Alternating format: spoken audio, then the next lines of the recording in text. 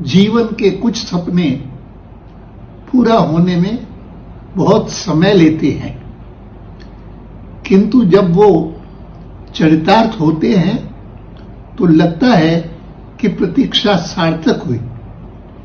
ऐसा ही एक सपना जो मेरे हृदय के समीप है अब पूरा हो रहा है। अयोध्या में श्री राम जन्मभूमि पर प्रधानमंत्री श्री नरेंद्र मोदी द्वारा श्री राम मंदिर का भूमि पूजन हो रहा है। निश्चय ही केवल मेरे लिए ही नहीं बल्कि समस्त भारतीय समुदाय के लिए ये क्षण ऐतिहासिक हैं और भावपूर्ण भी। श्री राम जन्मभूमि पर श्री राम के भव्य मंदिर का निर्माण भारतीय जनता पार्टी का एक स्वप्न रहा है और मिशन भी। मैं विनम्रता का अनुभव करता हूं कि नियति ने मुझे वर्ष 1990 में राम जन्मभूमि आंदोलन के दौरान सोमनाथ से अयोध्या तक राम रथ यात्रा का दायित्व प्रदान किया और इस यात्रा में ने असंख्य लोगों की आकांक्षा, ऊर्जा और अभिलाषा को प्रेरित किया। इस शुभ अवसर पर मैं उन सभी संतों, नेताओं और देश विदेश के जनमानस के प्रति कृतज्ञता व्यक्त करता हूं, जिन्होंने राम जन्मभूमि आंदोलन में मूल्यवान योगदान और बलिदान दिया। मुझे इस बात की भी प्रसन्नता है कि नवंबर 2019 में उच्चतम न्यायालय द्वारा दिए गए स्पष्ट निर्णय के फलस्वरूप श्री राम मंदिर का निर्माण बहुत शांतिपूर्ण वातावरण में प्रारंभ हो रहा है। यह भारतीयों के परस्पर संबंधों को मजबूत करने में बहुत सहायक होगा। श्री राम का स्थान भारतीय संस्कृति और सभ्यता की धरोहर में सर्वोच्च है और वे विनीत, मर्यादा और शिष्टाचार के मूर्त रूप हैं। मेरा मानना है कि श्री राम का यह मंदिर हम सब भारतीयों को श्री राम के इन गुणों को आत्मसात करने की प्रेरणा देगा।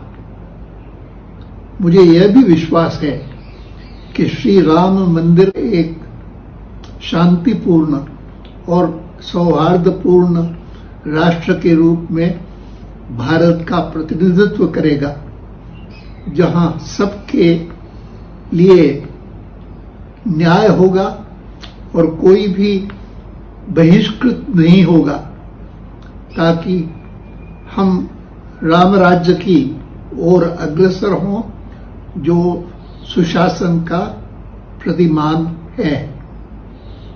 श्री राम का आशीर्वाद भारत और भारतवासियों को सदैव प्राप्त हो, यही मेरी कामना है। जय Shri Ram. Sometimes significant dreams in one's life take a long time to fruition, but when they are finally realized, the wait becomes very worthwhile. One such dream close to my heart is now getting fulfilled.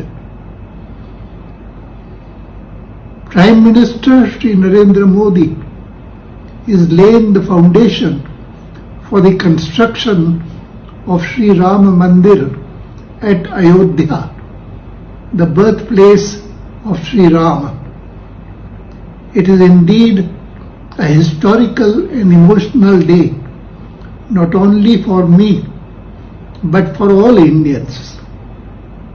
A grand mandir for Sri Rama at Ram Janmabhoomi has been a desire and mission for the Bharatiya Janata Party.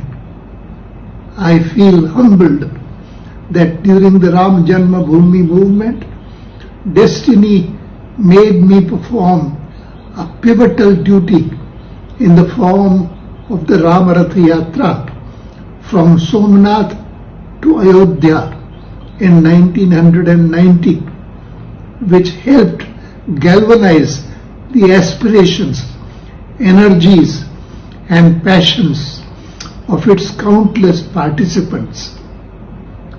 On this auspicious occasion, I want to express my gratitude to the scores of saints, leaders and people from India and the world over who made valuable contributions and sacrifices in the Rama Janmabhoomi movement.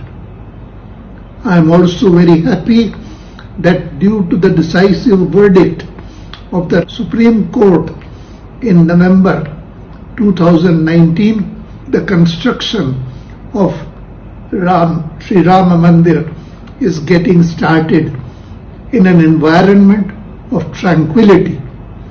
This will go a long way in strengthening the bond between Indians.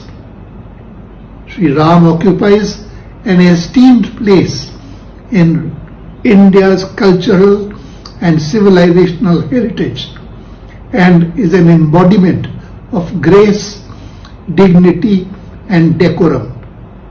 It is my belief that this temple will inspire all Indians to imbibe his virtues.